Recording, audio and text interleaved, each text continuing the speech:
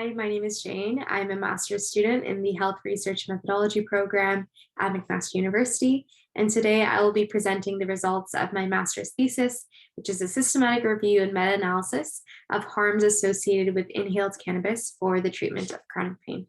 I'd like to firstly thank my supervisor, Dr. Jason Bussa, for providing me with the opportunity to lead this study and present the results today.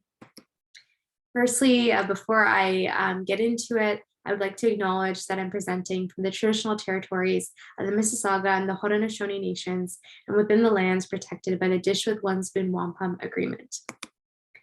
To go over some background for this review, there is an increasing recognition of the harms associated with long-term opioid use for chronic pain, and this has generated great enthusiasm for alternatives, including medicinal cannabis. In a systematic review that was conducted recently of the benefits and harms of cannabis, it showed that oral cannabinoids, in comparison to other forms such as oral mucosal and inhaled, actually showed a greater benefit in the reduction of pain. However, inhalation remains the most common mode of cannabis consumption. As a result, our objective is to establish the harms associated with the use of inhaled cannabis for the treatment of chronic pain. For our eligibility criteria, we will be looking at non-randomized studies, so observational designs such as cross-sectional, case control, different cohort studies with at least 1 month follow-up. The reason why we restricted it to non-randomized studies was because all the randomized studies that we did find did not have the 1 month follow-up that we needed in order to look at long-term adverse events and long-term harms of inhaled cannabis.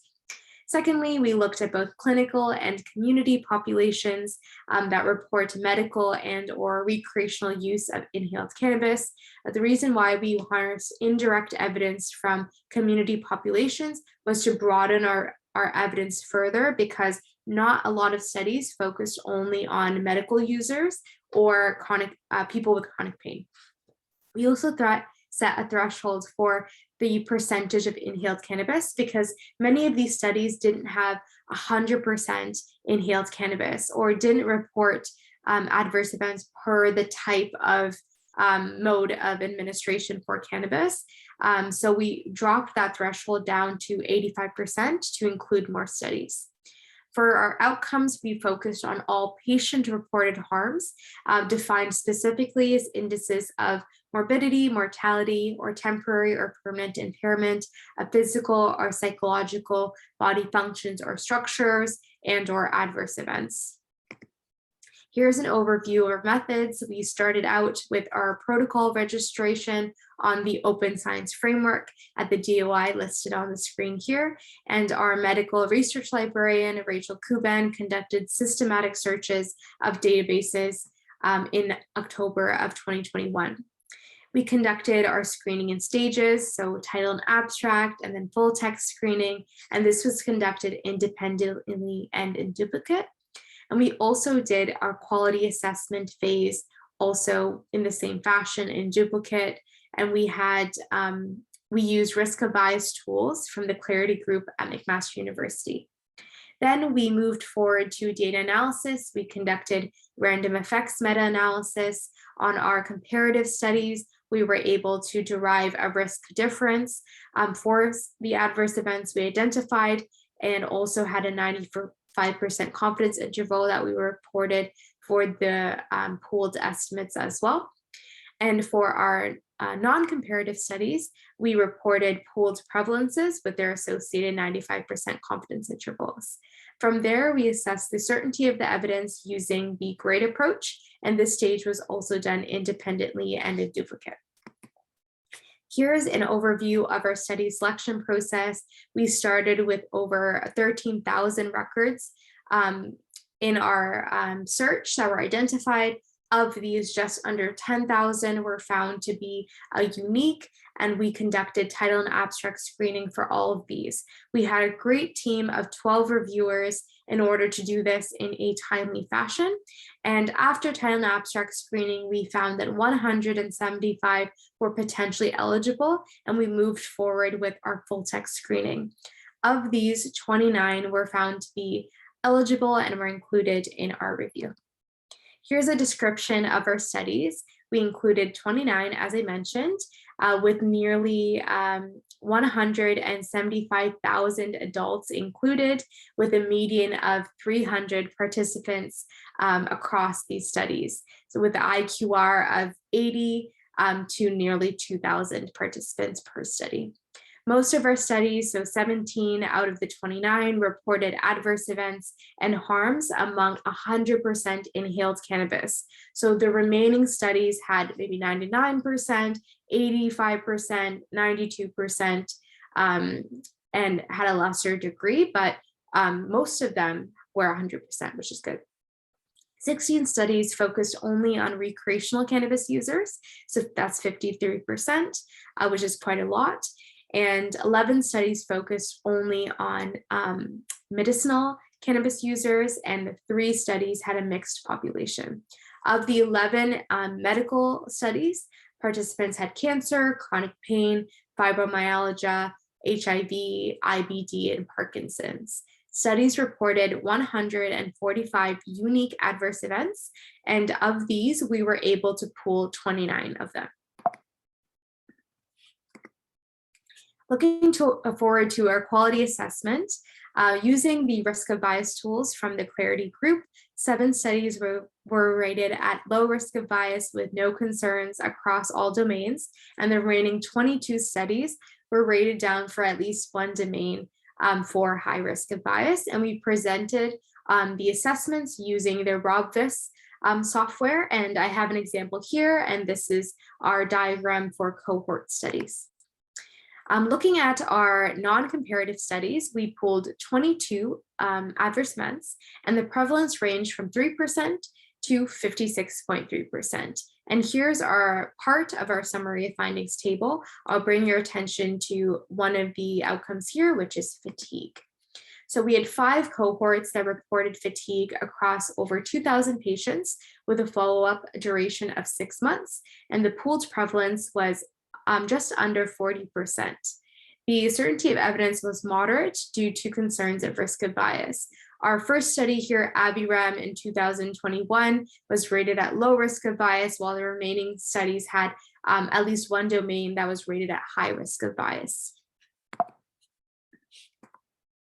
Now looking to the rest of our table here, we have more adverse events. I'll also bring your attention to thirst, which is also a moderate certainty of evidence. This had 2 cohorts that reported it across 182 patients with a follow-up duration that ranged from 6 to 288 months, and the pooled prevalence was just over 40%, so quite a bit. The certainty of evidence is moderate, like I mentioned, due to risk of bias. And both of these studies also focused on chronic pain patients, which is quite good. And I have to mention that our guideline committee let us know that 20% would be considered as patient important increase. So both thirst and fatigue were over this 20% threshold, indicating that these are important findings for patients to know. Among our comparative studies, we pulled 7 adverse events, and the risk difference ranged from 1.8% to 13.8%. So none of these would be considered as patient important according to that threshold. I'll bring your attention to asthma and shortness of breath here. So for asthma, we had 2 cohorts that reported it under 6,000 participants with a follow-up duration of 12 months. The risk difference was 3.9%, and the certainty was moderate due to indirectness because neither of these studies focused on chronic pain patients. For shortness of breath, also moderate certainty due to a similar reason. They didn't focus on chronic pain patients. Similar follow-up, similar number of participants included, and our risk difference here is 6.6%. Our main findings, starting off with our moderate certainty of evidence, inhaled cannabis likely results in a patient-important increase in fatigue and thirst, and a less important increase in 13 other adverse events, such as confusion, paranoia, disorientation, and shortness of breath. Moving forward to our low certainty of evidence, consumption of inhaled cannabis may result in a patient-important increase in dry mouth, red eyes, cannabis dependence, chronic wheeze, depression, and phlegm. And it may result in a less important increase in amnesia, palpitations, and psychosis. And for a very low certainty of evidence, the evidence is very uncertain about the effect of inhaled cannabis on anxiety, euphoria, irritability, cough, and lung cancer.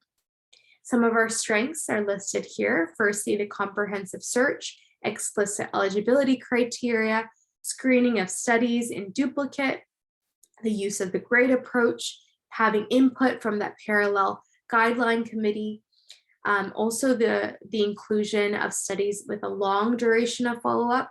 We had a mean of 80.1 months across all of our studies, and this provides a great insight into those long-term adverse events, as I was alluding to earlier. Now, looking at some of our limitations, firstly, the use of indirect evidence as a result of that lack of literature on inhaled cannabis among chronic pain patients provides a limitation to our findings. Secondly, some of our studies were non-comparative in design, which prevents us from making confident inferences that adverse events are attributed to the consumption of inhaled cannabis, and the magnitude by which inhaled cannabis may increase or decrease the risk cannot be compared against other interventions because it's non-comparative. And third, inconsistent reporting of the cannabis dose made it difficult for us to perform some of the a priori subgroup hypothesis analyses that we wanted to explore and conduct, which may have been informative to understanding some of the heterogeneity that we saw in some of our various adverse events. Here are our references and inclusion. As patients are looking forward to using cannabis for pain relief, it's really important that we understand both the benefits and the harms of cannabis to contribute to clinical practice. And the findings from this study will move forward to the Michael G. Fruit National Pain Center to inform the development of a clinical practice chronic pain guideline that is currently under development. So thank you so much for your time and your attention in listening to my presentation today. I am so welcome to any feedback and comments that you might have. I've listed my email on the screen here, and I'm looking forward to hearing from you. If you're looking for collaborators from any research projects in the realm of chronic pain, I am definitely interested, and I'm hoping that you reach out. Thank you so much again, and have a great rest of the conference. Bye.